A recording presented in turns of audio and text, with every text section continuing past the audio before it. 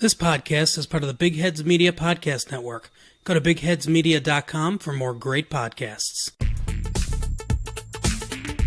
Baby, what a win this one is! The most patient fans in the league, right to the dog pound, up and in he goes! The rookie out of Georgia goes right side 40, 45, 50, he stumbles a little bit to the 40, he's to the 30, 25, 20, 15, 10, 5, touchdown!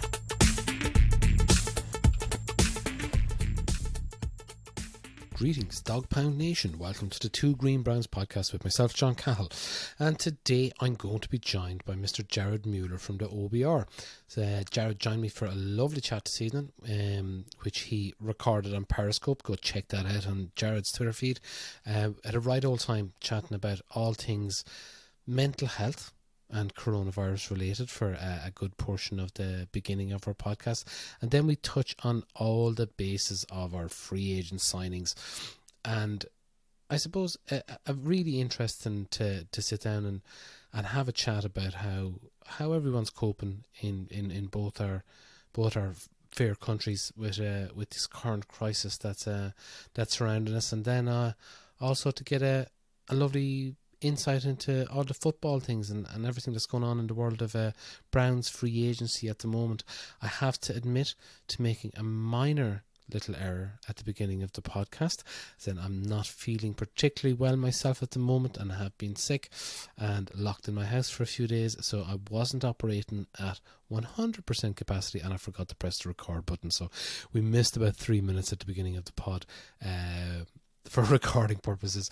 So I'm just going to fade in here now to myself and Jared talking. So the context of where we entered the conversation is I had asked Jared about steps we can take to manage our own anxieties relating to coronavirus and how it affects ourselves, and then also to how it affects the general mental health of a population and how our different countries are dealing with it. So we'll just fade right into here now to Jared speaking about how we can all manage our anxieties relating to coronavirus.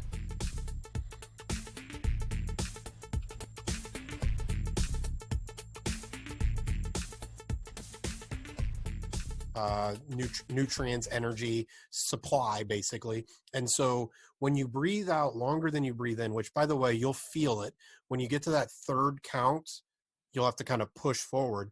It actually tells your brain, hey, I'm safe. It's okay. Like, everything is okay. And it helps your brain kind of slow down a little bit. And the other thing I always encourage people is two other things. Interpersonal relationships, whether it's over the internet, phone, whatever, being with people is vital. And in whatever way you can be with them. And the second thing is all about patterned repetitive behaviors. So anything you can do that you can do really patterned. So tapping on a desk. That's why drum circles work. Going for walks, yoga, a lot of that stuff can kind of reduce those anxieties and bring you back into kind of control. Those things also work for depression. Again, when I say work, it doesn't fix things, but it helps, especially in those most dangerous and difficult times, to, again, breathing exercises, relationships, patterned repetitive behaviors. Those kind of would be the three. And I think as a society, the key thing and the key kind of terminology that I always use is control the controllable. What can you do, right? So you're stuck inside for another 10 days.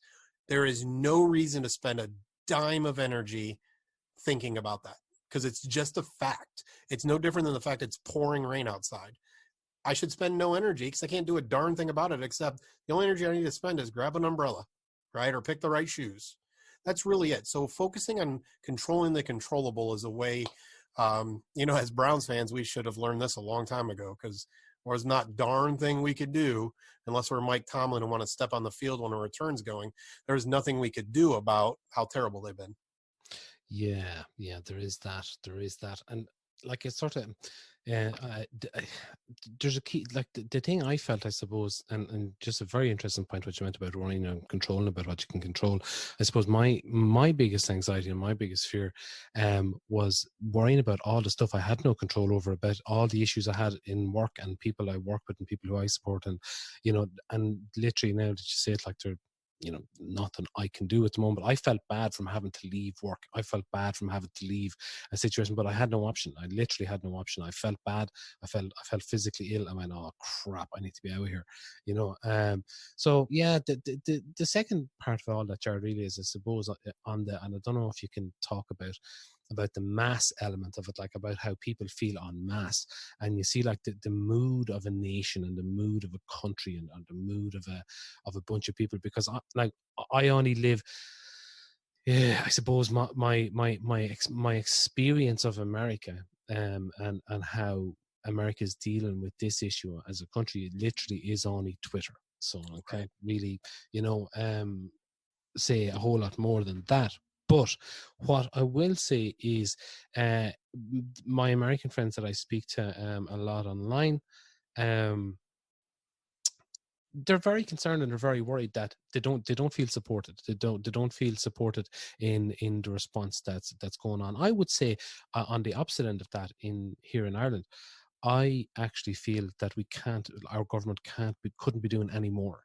They literally couldn't do any more and everyone is sitting back going, wow, because they're just for political context, but with it here in Ireland, the guy that's running our country at the moment, Leo Varadkar, has more or less been voted out of power 2 or 3 months ago, and he has no mandate. He has no mandate from the people really to be in power, and he won't be the next leader, I imagine, of our country, of the government.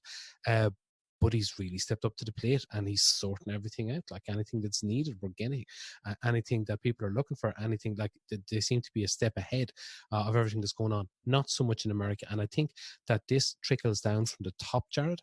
And I think that people that I have been speaking to in the States have a real sense of, a high sense of anxiety en masse because of this.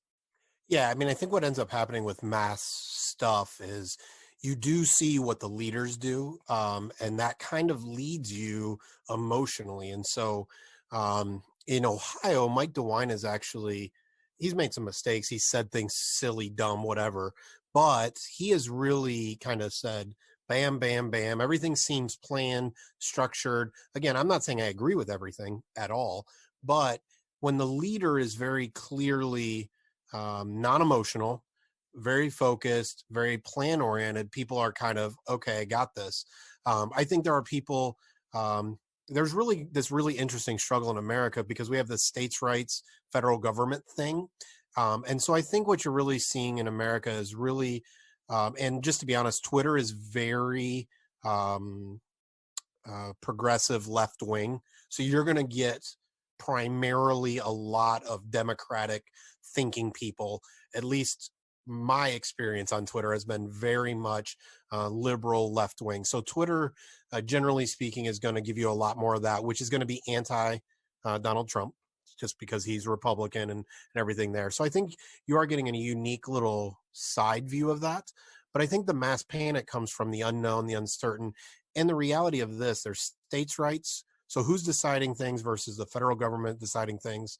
And so you have this really interesting overlap because everyone is affected. No one likes the outcome, the process, all of that. So, from a mass perspective, I think I would always encourage people is to look to the people who are the calmest, because those are the people who at least feel pretty confident about what is happening. It doesn't mean they don't care. But the people that are the calmest normally feel really good about the decisions they're making. It's the people who are emotional on either side. Yeah, let's go party in spring break, or end of the world, right? Either one of those spectrums probably not healthy. So the people that are, I would always say, look to the calm people, look to the people who are talking rationally, whether you agree with them or not. And unfortunately, that's like me telling you to cheer for the Ratbirds in Baltimore. It doesn't always work, unfortunately. Yeah, no, and it's kind of like just before we get off the horrible news and get on to the fun stuff. One quick question that I just want to have you on, just not to get all political about it, but where is the disconnect? I'm seeing a huge disconnect at the minute between the federal government and the states. Like so I don't know, my understanding, like who is ultimately responsible with providing like the real technical stuff. Say if Ohio needs ventilators or Ohio needs personal safety equipment in hospitals and that, who's the ultimate responsibility to supply that? And like, I see there's a huge disconnect between the federal government and between the individual states at the moment. And I won't say that I'm a huge, amazing political guy. I have got people that I trust. My wife would be one of them, but like David Zavik, I always pronounce his name wrong, is a great guy who knows political stuff. In general, it starts with the state, and then the state requests the federal government when the state can't comply. And then the disconnect always comes from the federal government. What they normally have to do, and again, I'm using very Jared language. Don't yell at me. What they tend to have to do is they say, hey, we've got this funding, but you have to do this to get our funding, kind of thing. So we'll give you funding for roads, but you have to follow these rules about whether it's about roads or other things. So there really is this, states have their rights. The federal government can do things, but they can't make a state. Like it's really gets complicated. And so it really is the start, and it really is the underlying good and bad. It's the giving pull of America, is that the federal government doesn't have that same, I'm going to tell you what to do, everybody kind of thing that they may have in other countries. So there really is this push-pull between states and federal government that can make some things uncomfortable, can make some things really difficult at times, and can really create that divide between people, which makes it interesting. Right now, a Republican is the president, and generally Republicans are states' rights people. But at this point, the billions of dollars that needs to be kind of funneled into our country has to come from the federal government. So it's this really interesting tension right now. The Republicans tend to be all about balanced budget, not federal spending, but the federal government right now needs to spend billions of dollars. So there's this unique tension going on. Yeah, I find it really interesting. Like our government had a session this evening, and basically passed a bunch of measures with regards to rent freezing, to mortgage breaks, to state school exams.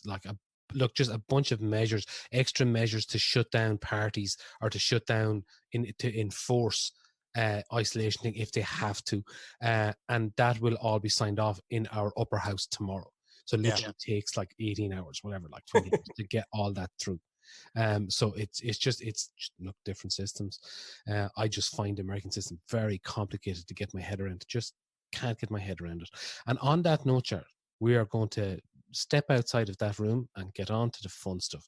And, talk about them Browns. Let's talk about them Browns. And just as we were coming on air,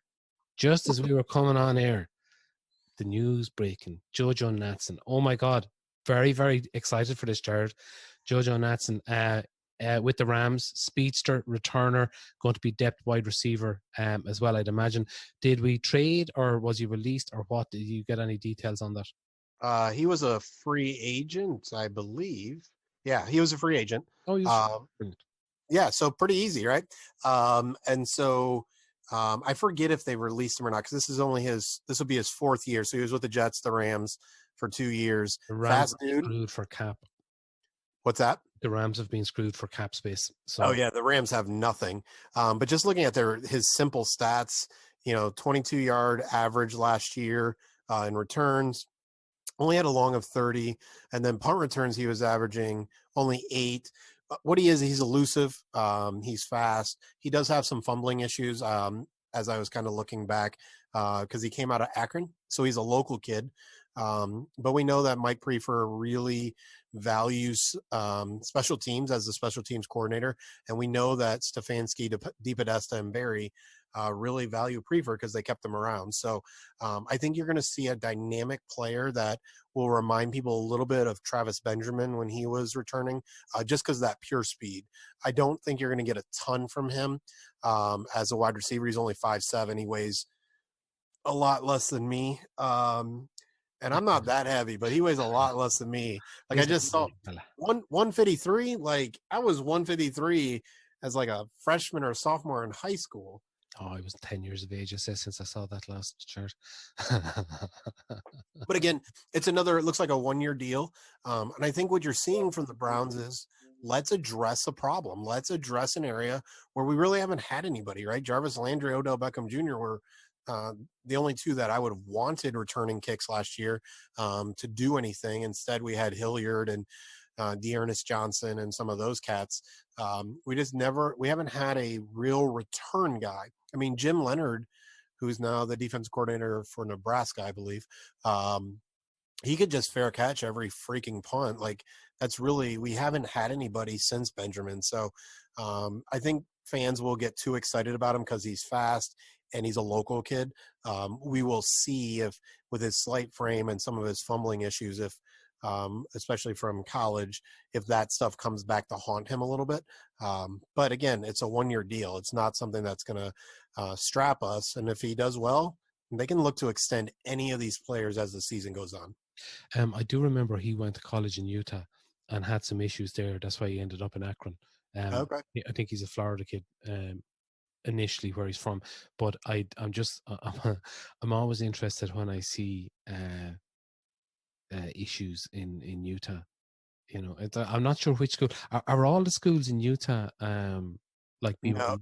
No, they're not all Mormon. It's a good question.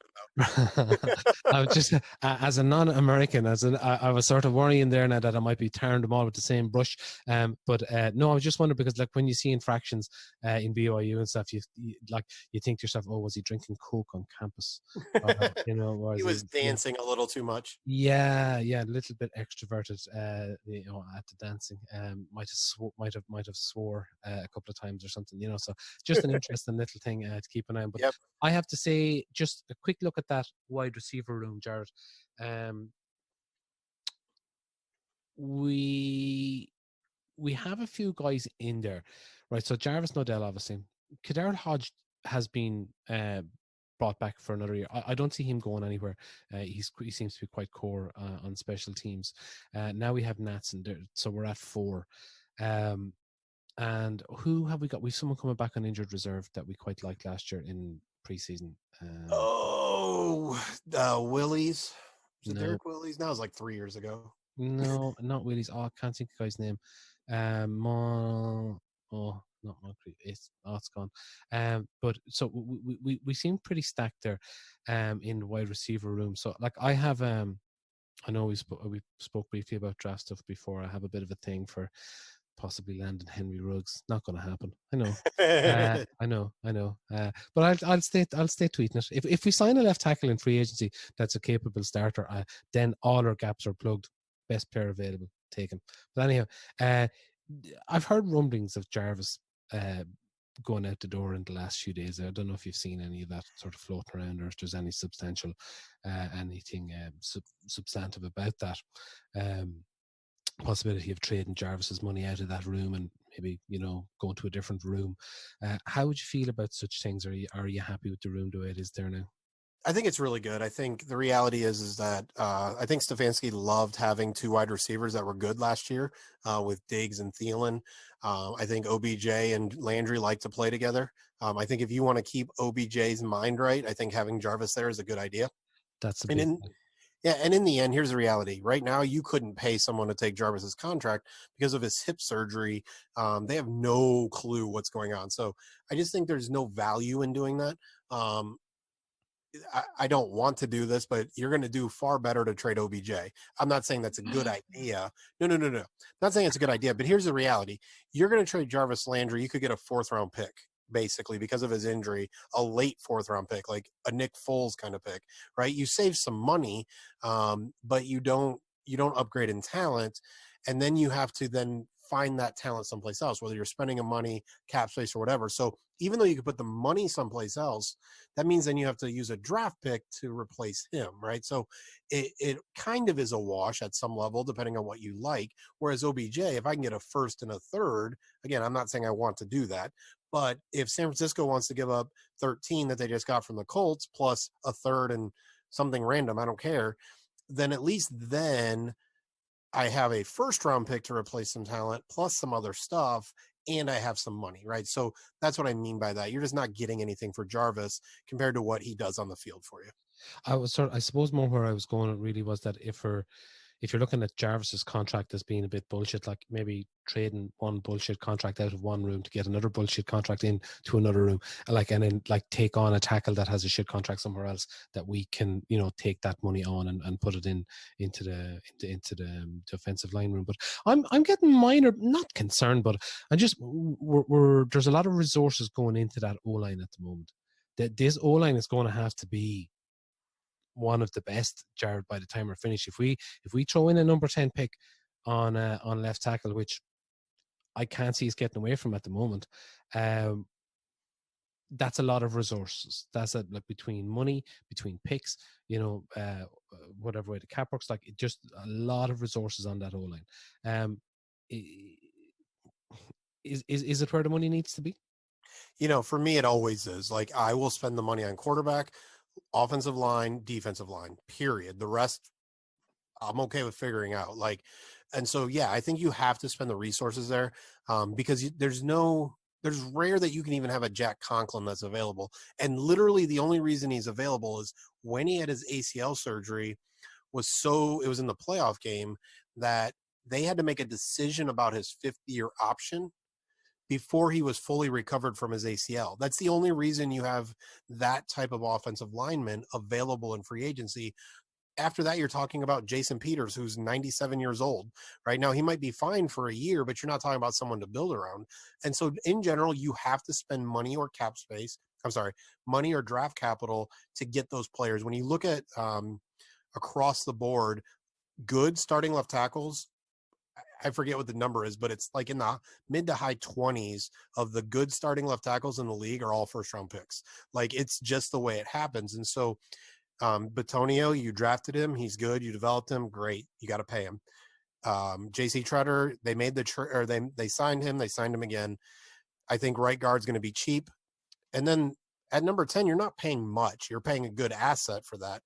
But again, for me, I value that. Like, the reality is if they don't draft a tackle at number 10, while I love Ruggs or Judy, the reality is I want them to go to the defensive line. I want them to go to Chason, Javon Kinlaw, someone who can kind of get after the quarterback, because that's just what I value so strongly. And that's where the talent is. So, yeah, I mean, the reality is the offensive line is going to have a lot of assets put to it, but that's okay. I think that's where you need to be doing that, especially right now when Baker, Chubb, and Hunt are so cheap. Just an interesting point there, like what you're saying about like going to defense on the with the 10 pick. Like, what I was looking at there really was trading back and being in a position where you trade back and then you go after a Patrick Queen, Kenneth Murray, even back further for Delpit or something like that. We don't have to do that now, Jared, because we sign players. A quick look into the safety room there for a moment. Carl Joseph. I'm quite happy with Carl Joseph coming in there, quite versatile. From what I remember of him coming out and having a little look at him as he hit like a steam truck, has got better from what I've seen with the Raiders over the few years. I think a good signing for the room, and a good contract as well. Yeah, absolutely. I mean, Carl can hit really well and he can cover. Like, that's the reality is he's not wow, I just totally whiffed on the dude that I couldn't stand. That was our strong safety. Derek Kindred, who all he wanted to do was come down like a missile and hit people with his shoulder. Like, he's not that guy who can't cover at all. Tackles. What's that? Loads of missed tackles. Yeah, absolutely. Because he just put his head down and tried to destroy people. Like, Carl Joseph is a tough guy, is a strong guy, but he also can cover some. It's a 1-year deal. Again, I think a lot of these 1-year deals are both the player and the team saying, let's see what happens. And I would not be shocked. Again, it may only be one of them, but I wouldn't be shocked at least one of them is extended by like week 6, because they just see. For Joseph, the reality is injuries. He was playing great last year until he got injured. And so that's something you can just never, you just never know. But again, he's a strong guy. He is someone who's going to give a lot of effort, and he's young and he's playing for more money. Like, all of those things seem to work. Yeah, no, it seems to be like we've got a lot of flexibility with a lot of the contracts we got in there. I suppose of the new guys coming in, very excited to see Andrew Billings getting signed in there. Andrew Billings is very, very athletic, big man. He's a big dude. He moves. Like he's gonna work well in there with Sheldon and with Larry in rotation. I think I'm hoping to see Larry returning to previous year's form when he wasn't so much used in rotation. I'm hoping to see Larry coming back with a few extra pounds on him.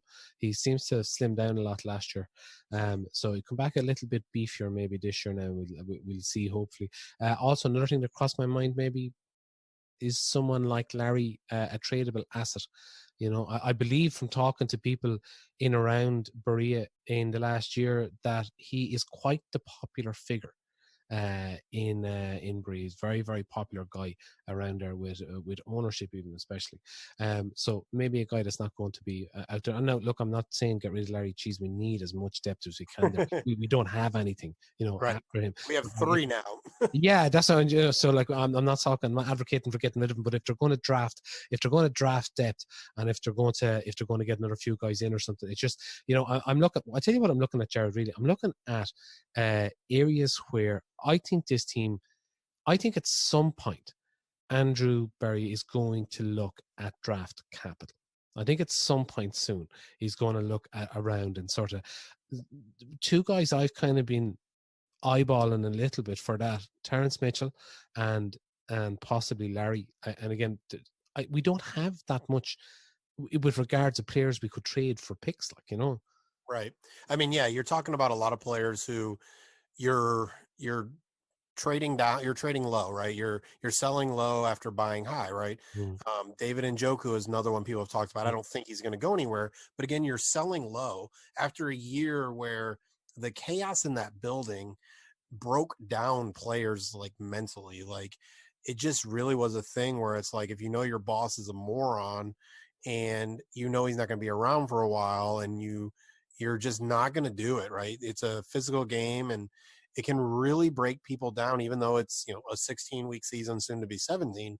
It really breaks people down.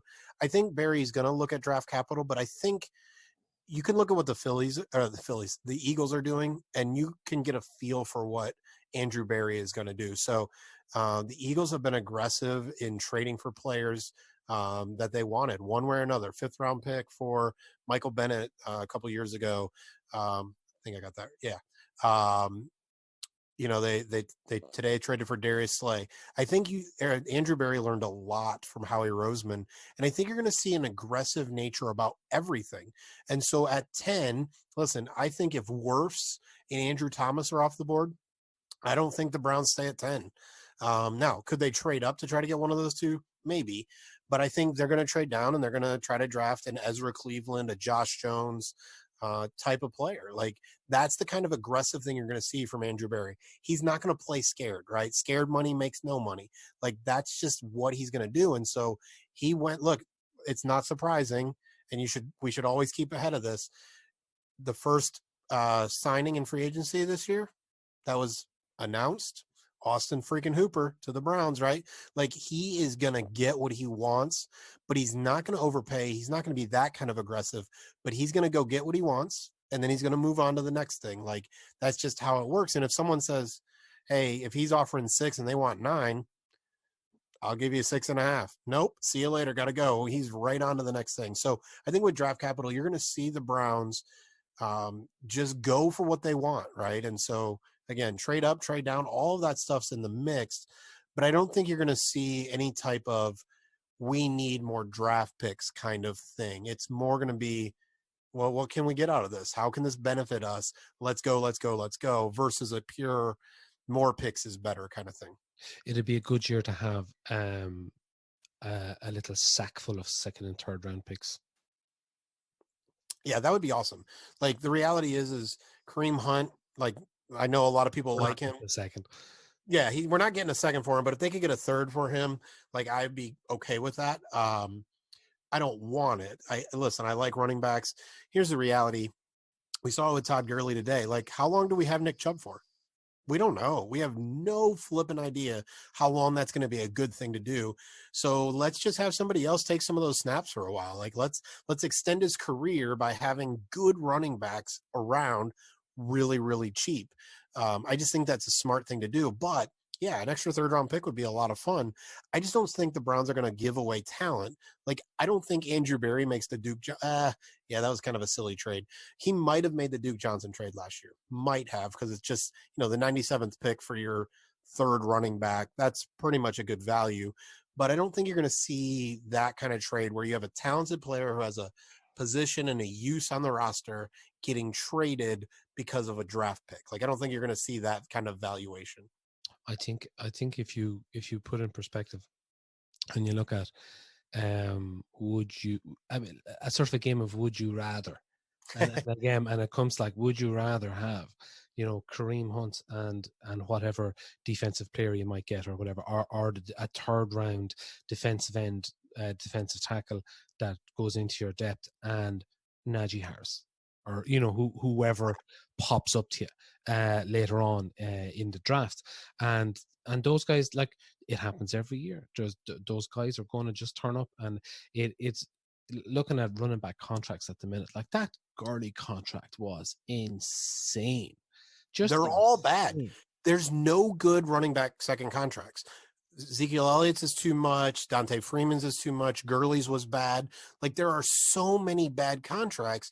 And then what ends up happening is, well, if I pay him, who do I pay? You have all this. Dak Prescott hasn't got a contract, not just because of the Zeke deal, but he just hasn't got a contract. Like Jared Goff had to get this big deal, so Sean McVay started throwing the ball more because his quarterback got paid. Like, it just doesn't make sense. Like, to be honest, if the Dolphins would offer one of their first round picks for Nick Chubb, I might take it. Like, I know that's crazy and it'll piss people off, but I might take it. Like, that's just the reality. Like, how can I just circle my way through this process? Like, have Kareem Hunt as my number one back, draft someone in the third round who's my number one back next year, and just keep that kind of circling. Like, again, I know it's kind of crazy, but the reality is running backs get run to the ground. Their best years are used for free in college. Like, that's just not how you can build a team anymore. And we know from analytics, and I know people hate that word, that teams who throw the ball win. Like, that's just how it works. And so, I mean, even with the Ravens, like, they were uniquely awesome because Lamar Jackson is fast as a hiccup. Like, that's the only reason that run game works, is that you have a quarterback who is gone, like Deion Sanders gone. Like, that's the only reason. Yeah, and I was just kind of looking at some of those, just when you mentioned Lamar Jackson. Look at the signings. Have a little look at a few of the guys we've brought in there. Guys that can, handle a Lamar Jackson. Building a team maybe to stop a Lamar Jackson, you might think, from the looks of it. Jared, anyone else there on the free agent signings list that catches your attention? Andy Janovich, I was aware of. I'm a bit of a fullback fan. Probably one of the guys I would have went after myself. Wasn't expecting it at all, to be quite honest. Quite a good signing, I think, in a crucial position for the scheme we're going to be running. Yeah, I'm totally in with a fullback like that. Like Kyle Juszczyk, who was with the Ravens, is now at the Niners. Like, that type of fullback is just awesome in Stefanski's game plan. And you gave up a 2021 7th-round pick. Let's go. Like, I make that trade in my sleep. That's because there are very few teams that value fullbacks. And so I'm totally on with that. Listen, Austin Hooper, I think, is going to be a good tight end. Fans might get frustrated because he's not going to put up 1,000 yards and he's not going to put up 12 touchdowns. But what he's going to do is in being able to do a lot of things. Jack Conklin, that deal is perfect. Like, it wasn't $19 million, which some people thought it was going to be. I don't really value linebackers, so I don't really care. That sounds so terrible. But the reality is that in the NFL today, like, give me a linebacker who's fast, like, and is smart. Like, those two things, smart and fast. Everything else we can work out. Like, I don't think Mac Wilson is he doesn't fill run gaps in a way that makes me think his football IQ is where it needs to be. He makes plays in coverage at times. Sione Takitaki as fast as can be. I don't know where he's going, and I'm not sure he knows where he's going. So let's see what BJ Goodson can get. Listen, right now the Browns, if they find a free safety, I mean, and an edge rusher, like those two things, like get me Everson Griffin. And yeah, obviously I don't think the Anthony Harris thing is going to happen anymore, but I think this is a year, and I've said this on Twitter a couple times, this is the year to sign big contracts. Because if I sign someone for a $15 million deal this year, who's a really good starter, next year and the year after, $15 million is what average starters are going to get, just because of how the salary cap is going to go up. So the people we sign this year will be on good deals next year and the year after. Like that's going to be seemingly cheap deals compared to what's going to happen, as opposed to the Myles Garrett contract, the Baker Mayfield contract, Denzel Ward contracts. Those are not going to be cheap deals because those are going to be in the new cap where the cap space has gone up. So all in all, I really love what they've done. I think everything makes sense. I think Case Keenum can play. Like he actually, I'm not saying he's awesome, but he can actually play the game. Like Drew Stanton can dance on the sideline. Case Keenum, if he gets put in, we don't think the game's over. So, all in all, I think Andrew Berry has been aggressive and he's gotten what he wanted out of things, and holes have been filled.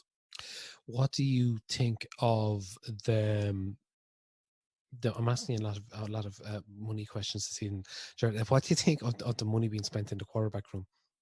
Personally, now I'm happy for the money to be spent on Case Keenum. Yeah, I think I actually wrote an article for the OBR where I talked about, I think the backup quarterback is going to become more and more important. The Browns want to win. They are spending a lot of money. So if Baker goes down for a game or two, they can't lose those games. Those can't be automatic L's. That just cannot happen. And so if you got to spend $10 million to not have an automatic L, and for a team that wants to compete, you have to do that, especially when you talk about a 17-game season. Quarterbacks' arms get tired already when they get to the playoffs. At times you can see where they just don't have the same zip and all that kind of stuff. If Baker's taking hits, which he will because he likes to extend plays and stuff, you just need someone that's a good backup. And listen, honestly, if they get good enough, I want the Browns to be good enough that in week 12 and 13, they start Case Keenum just to let Baker chill out a little bit, right? If they, I just want them to have that ability. So I am totally okay. Again, I will spend the money on the quarterback and I will spend the money on the two lines. That's where I will always be okay with spending money. And so if you're spending money on a backup quarterback, you have an extra roster spots. Now you have 2 or 3, whatever it is. And the cap's going to go up. Get somebody who you think is going to be able to start a game and win a game for you. Because if not, think about your teammates. All of a sudden Baker goes down. Oh, rally behind this guy we know sucks. That's just that for a team that wants to do more. I think they needed to do something like this. Is there, excuse me here, is there a left tackle on the market at the moment? Not that would affect number 10, to be honest. There's Jason Peters. Peters is someone who you can sign for a year for whatever reason. If he takes a good deal, if he has a good relationship with Andrew Berry, whatever. But the reality is you don't want to go another year without knowing what your future holds. You want to go and say, we've got this guy on the left, this guy on the right for 3 years. So Jason Peters is the only one I would possibly sign. And again, I like spending money on the offensive line. So screw it. I would give it to him, but he's going to want to try to start someplace. So he may be a veteran who waits until an injury in training camp somewhere. Beyond that, obviously trading for Trent Williams could be possible. They're not totally out on that. But I do know what the Redskins want and what the Browns are willing to give isn't there. And I also know that Trent and the Browns are far enough off on their contract conversation that they're not just diving headfirst into that. Yeah. So what the left tackle it's going to look like, Lamb and Drafton is realistically what we're looking at now left tackle wise. Yep. Yeah. Which I think Lamb in a movement oriented scheme is okay. Again, we're using the word okay. He's not going to get beat like a turnstile. And if they, I think if they move him around enough, I think they'll be okay. But yeah, I think you're looking at number 10 or a trade down. I would, if I was betting your money, I would try to put money on Wirfs and Thomas and Ezra Cleveland. I would put money on those 3. And then obviously you have no idea who's getting picked ahead of you. Everyone assumes the Giants and possibly the Chargers. If they don't get a quarterback, they'll go that direction. And then the Cardinals after trading for DeAndre Hopkins. But I could see Cliff Kingsbury wanting to go in a different direction there. So you just never know. The reality is if those two are off the board, you're still looking at a rookie left tackle, but it's kind of perfect. You have Joel Bitonio next to the rookie left tackle. You have Jack Conklin next to Teller or Forbes at right guard. So your two weak links, or the two people that need a little support, have some veterans next to them, and then you have JC Treader in the middle. So I think there's some balance to that. That's really nice for the team. You're assuming Chris Hubbard is cut there. For the love of everything holy, yes. So there's no sign of him going to guard. I mean, you can talk about it. I just don't. Again, when you talk about valuing, there is they have, to be honest, they have talked about it as an option. And if they're not going to spend the money keeping him around for a little while, and I don't know when his guarantees and all that stuff happen, cut him after training camp. I don't give a crap. He's not my guy. It really just depends on when the money is due. So why not? Why not let him come in? And again, if it doesn't affect your cap much, why not let him come in and compete with Forbes and Teller in the new system as a guard and go, hey, let's see what happens, buddy. Teller's a good guy to move. Like he's fit and he's agile, and he's very good at getting out there. You've seen him doing these little rolls and hops, and he looks like a guy that can get out the field. And apparently Callahan was all over him when he was coming out. So I'm quite optimistic about the line on that front. Yep. Yeah. I mean, I think you can't have a weak link, but you can have okay links. Like you can scheme around one place where they're not great. Like you can always figure that out. Now, would we want the Zeitler trade back? I don't know, because that's a lot of money, right? But I think you can scheme around a average right guard. I don't think you can scheme around two average players, or an average center, or average left and right tackle. Like those three are far more important than the guards. Even though Baker Mayfield is short, I still think you can. You don't have to have great guards. I think you can create a system that allows him to move around in the pocket and be okay. So yeah, I think we're fine with, again, Forbes or Teller. I mean, if they want to keep him around to see what happens, fine. I just don't see the point in that. And I wonder if you're going to anger the player and maybe anger the agent if you hang on to him without really giving him a real chance. And with regards to, so say you have with your remaining needs there, free safety and defensive end, is Everson Griffin a fraction too high of a contract maybe at the moment that we're looking for in that room? The reality is I don't know how much they love Everson Griffin comparable to contract, but it's really, they're doing this dance with Olivier Vernon. Is 12 games of Olivier Vernon at that price better than 16 games of an Everson Griffin? And I think that's just a conversation that's difficult for them because Griffin, he's a pass rusher. Like, to be honest, I'm confident they wanted Ronald Blair. I know that. But Blair's coming off an ACL. So unfortunately, with all the whole physicals and stuff, he took a 1-year deal in San Francisco because all the other teams weren't sure what he was looking like health-wise. So I know they have some interest in upgrading that defensive end room. I just don't know how they're going to figure that equation out in their head. Olivier Vernon at 15, 16 million, whatever he is, versus this other player at 10, 11, 12, like Everson Griffin, maybe in that range. I'm just not sure where they're at, to be honest, with those guys. Yeah, and then just on free safety to finish up and with the needs, any of the guys out there at the moment that can come in and provide a bit of flexibility, or to sort of give us options in that area? I've been so totally focused on Anthony Harris that I don't have those names memorized, but I'm going to click on them real quick so I can look at it for a hot second. Let me see what my boys at Spotrack, which for a long time I thought was Sport Track, and then I realized it wasn't. I thought it was Sport Track. I'm actually have it open here in front of me. Yeah, Spotrack. I mean, in my head, it was always sport track. I am Yeah. dyslexic though, Jared. So, yeah, I mean, there are some guys that I think HaHa Clinton Dix probably is the name we know. Yeah. I'll tell you, I would be shocked if Demarius Randall returns. Shocked. Like Shocked that. paid. Yeah. That dude frustrated a lot of people in the locker room. Let's just put it that way. Was not a favorite of many of them. So, I think we really are looking at HaHa Clinton Dix as kind of that best option there. The rest of them aren't really.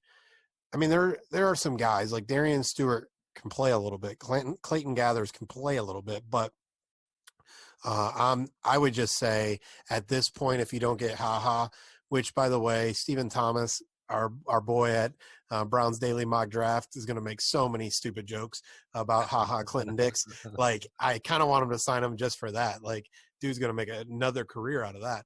Yeah. Antoine Bethea is so old.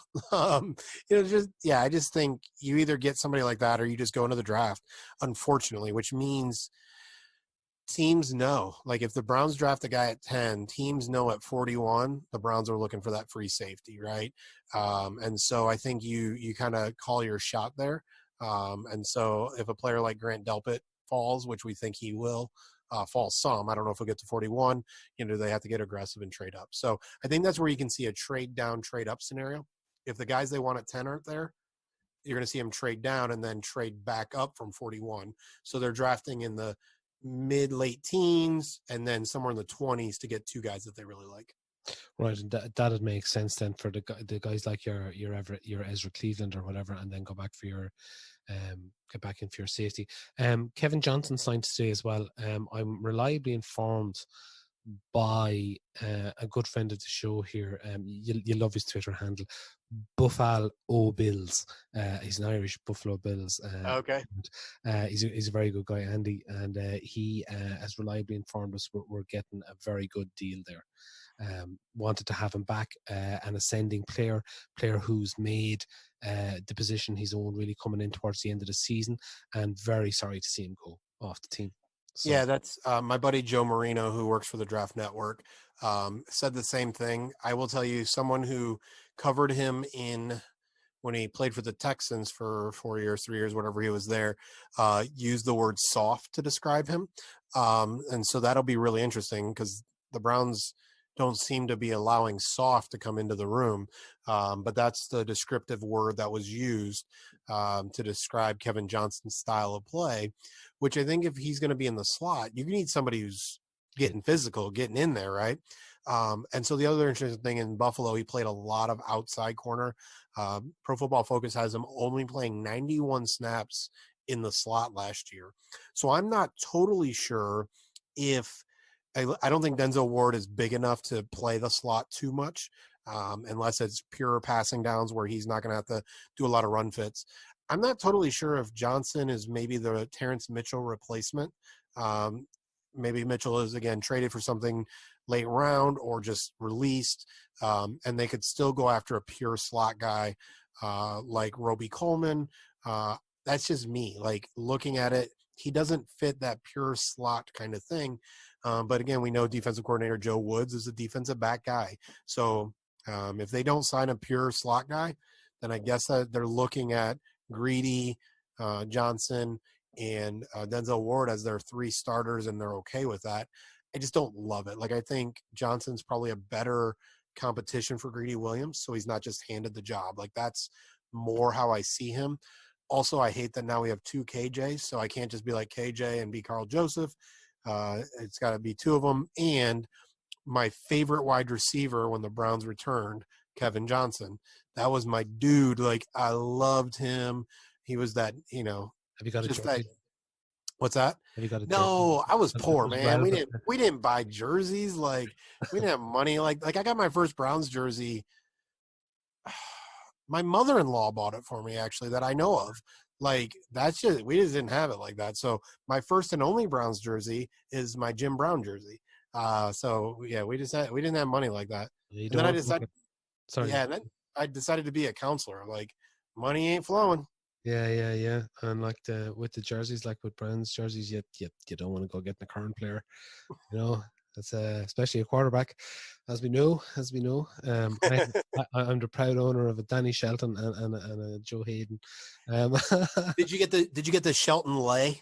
Like too, they had those lays that were like Browns, like this. I'm gonna call them a skirt. I don't mean to be disrespectful to the Hawaiian Samoan no, culture, but is it called what? No, it's not a lay. Whatever that thing is called. the skirt thing. Yeah, the skirt thing. Like Danny Shelton, like would wear the Samoan Yeah. like skirt thing. Like they made Browns versions of that. No, I wouldn't partake in such things, George. I will say this about Danny Shelton. My favorite interview ever. I was in the middle of Ohio Stadium in Columbus, in the middle of the Block O, standing there interviewing a Browns player, Danny Shelton, in the middle of like dreams come true. Like I could have fainted at that point. Like I'm in the Buckeye, I'm in the shoe, and I'm interviewing a Browns player. Like it was sweet. Yeah, that sounds awesome, George. That sounds awesome. I have a particular affinity for big players. Just always have, like the fat guys. That's that was me. That was me. And I especially You're saying past tense. What's well, not so much, not so much. But when I played, I remember the first day I turned up to play football. I was like 22 or 3 years of age the first time I actually played, okay. and I turned up to practice like no pads, no gear or anything. Just turned up to see if I'd like it, and I more or less got clapped onto the pitch because they were so thrilled to have a big boy. Yeah, they were like, "We have a nose tackle. We have a nose tackle," and I was like, "Jesus, lads, I think you're overshooting the mark here." But I carved out a nice little niche for myself at centre and right guard for a few years. Okay. But I was small. You see, like I'm just fat and short. Like the guys that was beside me were fat and tall, and the guys that were 6'5", and 300 more pounds or whatever, they pack a little bit more punch than 5'11" me. And Yeah, there's nothing about technique at that point. Like, no, they're just getting bye. out of the way, And when you played at the level I played at, George, your biggest concern when you were playing at guard was your own running back coming behind you and sticking his helmet on your kidneys. That was like, those were the kind of things you were more concerned about than getting ran over by the opposition's defensive line. But anyhow, it was good times, Jared. Good times. Yeah. Jared, before we go, explain to me a little bit about what you're sipping on there. Oh, so in my beautiful Browns mug, I decided to pour a little bit of the peanut butter whiskey. Thank you, Bob Evans, the real Bob Evans, in with my Coke. So I'm not a big drinker, just haven't been since college. But this stuff tastes really good. Like I'm got to branch out though. Like I want to start putting into like cranberry juice and stuff because they say that's like a peanut butter and jelly. And they also have these like Reese cup drinks where you can like Kahlua, some peanut butter whiskey, like combo stuff going on. Like I gotta really branch out with it. Unfortunately, I don't have that over in Ireland for y'all. No, but I'm going to have to speak to Neil. Neil is a resident drinks expert as well, and Neil does a lot of homebrewing. But I do dabble myself. But the peanut butter flavored whiskey is definitely something that has not made its way over here yet. Which is surprising. Y'all are supposed to lead the world in drinking. Yeah, I think we're a little bit more traditional in that kind of. Although I tell you, Irish drinking sensibilities with regard to spirits have changed immeasurably in the last 5 years. Everyone's drinking gin. Everyone is drinking gin, and there's a specific reason for it. We've had a massive influx of small distilleries that have opened. There's been like about 100 distilleries, small distilleries, craft distilleries that have opened in the last 10 years. And what do you make in a distillery when you're waiting for your whiskey to age? Pure alcohol that you can flavor with botanicals and call it gin and put great advertising on it and make it pink and get all the girls to drink it. And that's literally what we've done. The Irish market is flooded with gin at the moment, but I think in the States you can get a couple of our really good ones. You can get Dingle dry gin, and you can get gunpowder. There's a gin called Gunpowder. If you can get your hands on it, it's made in Leitrim, I think, and it is absolutely amazing, fantastic packaging. Gunpowder, yeah, great advertising, and the bottle is fantastic. I love the bottles. And hey, gunpowder people. Yeah, Yeah, Send yeah. him something. Let's go. Hook him up. Do you know what, Jared? I've spent so much time advertising Kerrygold butter in the last few months. Really should be getting paid by them. Like it's our number one export as far as I can see from Twitter. People love it. It's great stuff. Great You know, stuff. it's amazing. You can have people like Dustin Fox just say something about a product, and all of a sudden he has a big package at his door. Like, yeah, like this is like, dude, the people who don't need, like, don't have have the money to buy their crap, don't have to buy their crap. That's some bull. Like, it's my favorite, like, the world's not fair video is the Lamborghini who drives, if you've not seen it, they drive under the garage gate where you have to pay where you parked, but because they're so low, it can go right under the gate. And I'm like, that's exactly it. Like, that's the perfect visual for that.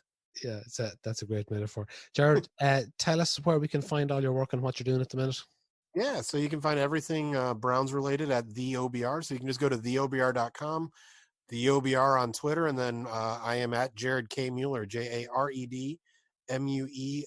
You can find me there all the time right now.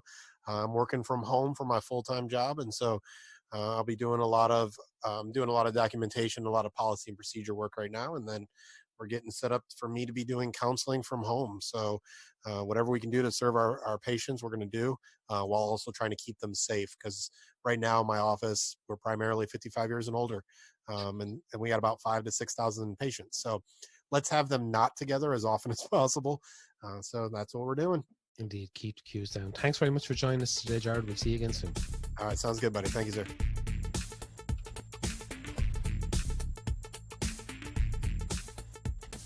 If you're like me, then every Saturday in the fall is the best day of the week for you. There's nothing like waking up, turning on the TV, and getting ready for a whole day of college football action. Whether you're watching from the stadium or from the couch that day, there's still nothing like the excitement that builds as you wait for your favorite team to take the field. The problem, though, is that for most, this excitement only comes on Saturdays. Here at the Flagship Football Show, we think every day should be College Football Saturday. That's why the Flagship team works all week to bring you the best recaps, previews, interviews, topics, and discussions on all things Ole Miss football. Tune in every Wednesday for our new episode on Apple, Spotify, Stitcher, and SoundCloud, and follow us on Twitter at Flagship FB Show and on Facebook at The Flagship Football Show to keep up with all our coverage. And remember to stay with us every single Wednesday all year as we bring you everything you need to know about the Flagship University in Mississippi on the Flagship Football Show.